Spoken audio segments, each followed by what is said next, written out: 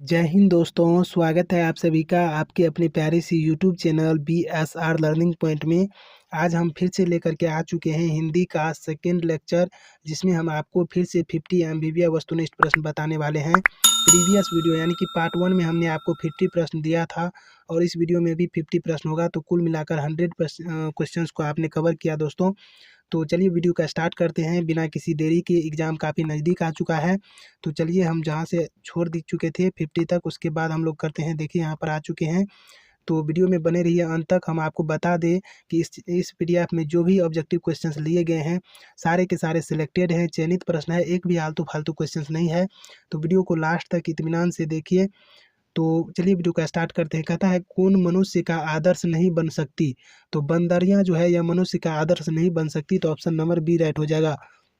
अगला प्रश्न कहता है कामसूत्र किसकी रचना है? तो कामसूत्र जो है हजारी प्रसाद द्विवेदी की रचना है, ऑप्शन नंबर ए राइट हो जाएगा। अगला प्रश्न कहता है नख किसका प्रतीक है? तो नख जो है यह जो है पशुता का प्रतीक है, ऑप्शन नंबर बी राइट हो जाएगा। अगला प्रश्न कहता है पृथ्वीराज रासो किसका संपादन है? तो पृथ्वीराज रासो हजारी प्रसाद द्विवेदी द्वारा रचित है, तो ऑप्शन नंबर ए राइट हो जाएगा। अगला प्रश्न कहता है अशोक के फूल किनकी रचना है? तो अशोक की जो फूल है यह हजारी प्रसाद द्विवेदी की रचना है, ऑप्शन नंबर सी राइट हो जाएगा। अगला प्रश्न कहता है किस देश के लोग बड़े बड़े नख पसंद करते थे? तो गोर देश के लोग जो है बड़े बड़े नख पसंद करते थे। अगला प्रश्न कहता है असुरों के पास क्या नहीं थे?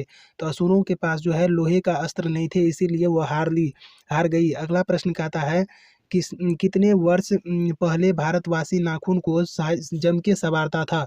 तो लगभग 1000 वर्ष पूर्व पहले, यानी कि 1000 वर्ष पहले जो है भारतवासी नाखून को जम के संवारता था। ठीक है। अगला प्रश्न कहता है हजारी प्रसाद द्विवेदी का जन्म कहाँ हुआ? तो हजारी प्रसाद द्विवेदी का जो जन्म है यह हुआ था छपरा बलिया उत्तर प्रदेश। ठीक है, ऑप्शन नंबर सी राइट हो जाएगा, छपरा बलिया उत्तर प्रदेश। ठीक है। अगला प्रश्न कहता है देवताओं का राजा किसे संबोधित किया जाता है? तो देवताओं के राजा कहा जाता है दोस्तों इंद्र को। ठीक है, ऑप्शन नंबर सी राइट हो जाएगा। अगला प्रश्न कहता है जो कि आप देख पा रहे हैं स्क्रीन पर, कहता है हजारी प्रसाद द्विवेदी की मृत्यु कब और कहाँ हुई? तो हजारी प्रसाद द्विवेदी की मृत्यु हुई थी 1979 में, दिल्ली में हुई थी। ठीक है, ऑप्शन नंबर ए राइट हो जाएगा। अगला प्रश्न कहता है नागरी लिपि शीर्षक का साहित्य की कौन सी विधा है? कहता है नागरी लिपि शीर्षक पाठ में साहित्य की कौन सी विधा है? तो नागरी लिपि क्या है? निबंध है, ऑप्शन नंबर बी राइट हो जाएगा। अगला प्रश्न कहता है हिंदी भाषा की लिपि क्या है? तो हिंदी भाषा की लिपि है देवनागरी। ठीक है, ऑप्शन नंबर बी राइट हो जाएगा।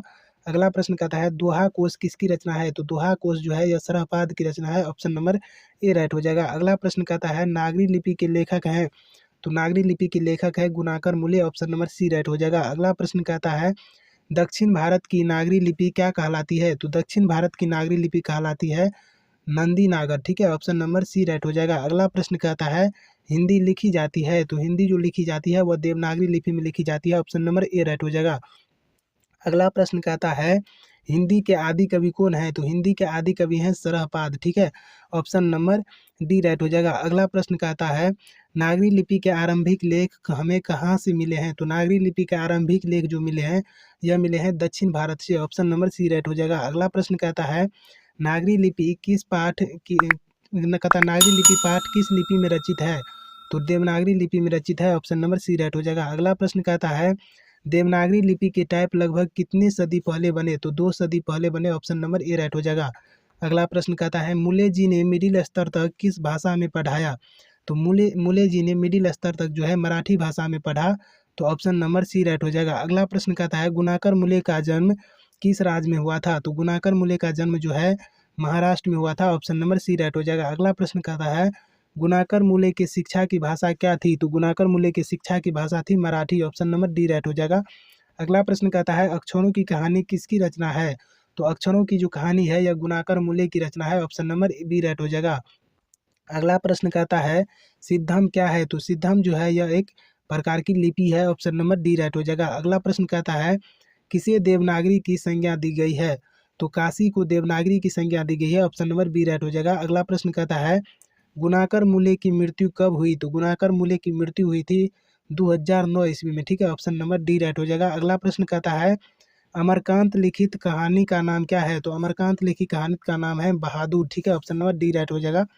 अगला प्रश्न कहता है बहादुर का बाप कहाँ मारा गया था। तो बहादुर का जो बाप है यह जो है युद्ध में मारा गया था, क्योंकि उसका बाप एक सैनिक था। अगला प्रश्न कहता है बहादुर मार खाकर बहादुर से मार खाकर भैंस भागी भागी किसके पास चली आई। तो अपने माँ के पास चली आई। ठीक है, ऑप्शन नंबर बहादुर के माँ के पास चली आई, ऑप्शन नंबर बी राइट हो जाएगा। अगला प्रश्न कहता है बहादुर अपने घर से क्यों भागा था। तो माँ की मार के कारण, ऑप्शन नंबर सी राइट हो जाएगा। अगला प्रश्न कहता है बहादुर का पूरा नाम है। तो बहादुर का पूरा नाम है दिल बहादुर, ऑप्शन नंबर बी राइट हो जाएगा। अगला प्रश्न कहता है दिल बहादुर कहाँ का रहने वाला था। तो यह नेपाल का रहने वाला था, ऑप्शन नंबर सी राइट हो जाएगा। अगला प्रश्न कहता है बहादुर का पूरा नाम क्या था। तो बहादुर का पूरा नाम था दिल बहादुर, ऑप्शन नंबर डी राइट हो जाएगा। अगला प्रश्न कहता है बहादुर लेखक को क्या कहकर संबोधित करता था। तो बाबूजी कहकर। ठीक है, ऑप्शन नंबर सी राइट हो जाएगा। अगला प्रश्न कहता है बहादुर अपने घर से क्यों भागा। तो माँ की मार के कारण। ठीक है, ऑप्शन नंबर सी राइट हो जाएगा। अगला प्रश्न कहता है बहादुर पर कितने रुपये चोरी का इल्जाम लगाया गया था। तो 11 रुपये आंसर हो जाएगा, बी नंबर राइट। अगला प्रश्न कहता है बहादुर को किसकी याद नहीं आती थी। तो बहादुर को अपने माँ की याद नहीं आती थी, ऑप्शन नंबर ए राइट हो जाएगा। अगला प्रश्न कहता है बहादुर कौन था। तो बहादुर एक नौकर था। ठीक है, ऑप्शन नंबर सी राइट हो जाएगा। अगला प्रश्न कहता है कहानीकार के लड़के का क्या नाम था। तो कहानीकार के लड़के का नाम था किशोर, ऑप्शन नंबर डी राइट हो जाएगा। अगला प्रश्न कहता है नाश्ता पानी के बाद बातों की क्या छनने लगी। तो बातों की जलेबी छनने लगी, ऑप्शन नंबर सी राइट हो जाएगा। अगला प्रश्न कहता है जहाँ प्रतिष्ठा नहीं वहाँ क्या रहना। यह बात किसके मन में उत्पन्न हुई। तो यह बात जो है बहादुर के मन में उत्पन्न हुई, क्योंकि 11 रुपये चोरी के कारण जो है सो लेखक भी बहादुर को मार लिए थे, जबकि बहादुर चोरी नहीं किया था। अगला प्रश्न कहता है बहादुर पाठ के रचनाकार कौन है। तो बहादुर पाठ के रचनाकार है अमरकांत। ठीक है, ऑप्शन नंबर ए राइट हो जाएगा। अगला प्रश्न कहता है अमरकांत का जन्म कहाँ हुआ था। तो अमरकांत का जन्म हुआ था Ballia, Uttar Pradesh, option number A right हो जाएगा। अगला प्रश्न कहता है जिंदगी और जोंक किसकी रचना है। तो जिंदगी और जोंक जो है अमरकांत की रचना है, ऑप्शन नंबर डी राइट हो जाएगा। अगला प्रश्न कहता है अमरकांत की रचना क्या है। तो अमरकांत की रचना है नौकर की कमीज। ठीक है, ऑप्शन नंबर बी राइट हो जाएगा। अगला प्रश्न कहता है मौत का नगर किस लेखक की कहानी संग्रह है। तो मौत का जो नगर है यह जो है अमरकांत का कहानी संग्रह है, ऑप्शन नंबर बी राइट हो जाएगा। अगला प्रश्न कहता है बहादुर लेखक की पत्नी निर्मला को किस रूप में देखता था। तो माँ की रूप में देखता था, ऑप्शन नंबर डी राइट हो जाएगा। अगला प्रश्न कहता है कथाकार की पत्नी के नौकर को लेकर लेने कौन आए थे। तो कथाकार की पत्नी के नौकर को लेने जो है सो आए थे कथाकार के साले साहब। ठीक है, कौन लेकर के आए थे। तो कथाकार के साले साहब लेकर के आए थे, ऑप्शन नंबर डी राइट हो जाएगा।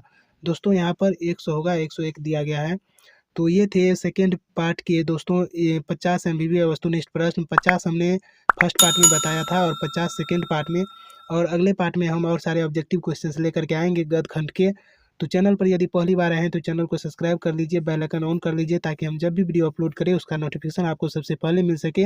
और दोस्तों इस चैनल पर आपको बोर्ड एग्जाम 2023 से रिलेटेड जितने भी प्रश्न हैं, जैसे ऑब्जेक्टिव, सब्जेक्टिव और मोस्ट वीवीआई प्रश्न, जैसे सारे के सारे जो है सो व्याकरण के प्रश्न हो गया, संस्कृत व्याकरण, हिंदी व्याकरण, सारे प्रश्न को हम इस चैनल पर ला रहे हैं लगातार। तो चैनल से जुड़ना न भूलें, और ये चैनल आपके लिए काफ़ी मददगार होने वाला है बोर्ड एग्जाम में। तो प्लीज़ चैनल को सब्सक्राइब कर लीजिए, और मिलेंगे नेक्स्ट वीडियो में। तब तक के लिए thank you so much for watching this video. जय हिंद,